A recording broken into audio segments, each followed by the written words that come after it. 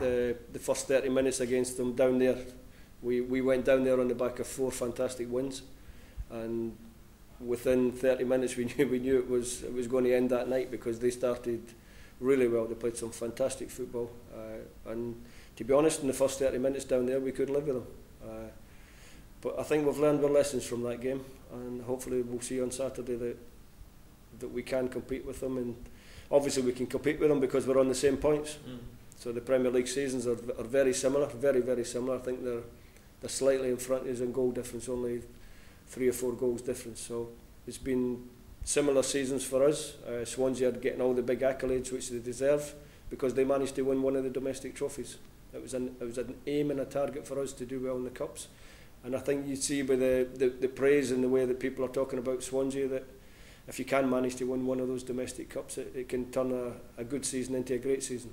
I was going to say, I think Michael Laudrup this afternoon has referred to us as the 2 surprise packages of the Premier League season. Would you go along with that?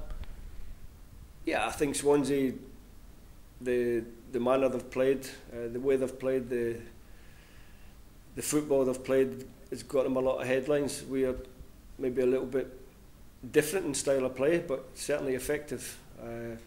We've had some great performances against some good teams, as have Swansea. So if you want to label us as the 2 surprise packages, you can do. But I think the fact that the Albion are there mid-table and competing, we've been in the top half almost all the season, is just a measure of the progress that we'll be making at this club. And I'm sure Swansea are looking and saying the same. They came up last year, they consolidated very comfortably in the Premier League, and they've looked to push on as well. And finally, just a word on a former Albion player who there was a big documentary on him last night, Laurie Cunningham, and the fans are talking today about what a fabulous player he was. Gifted player.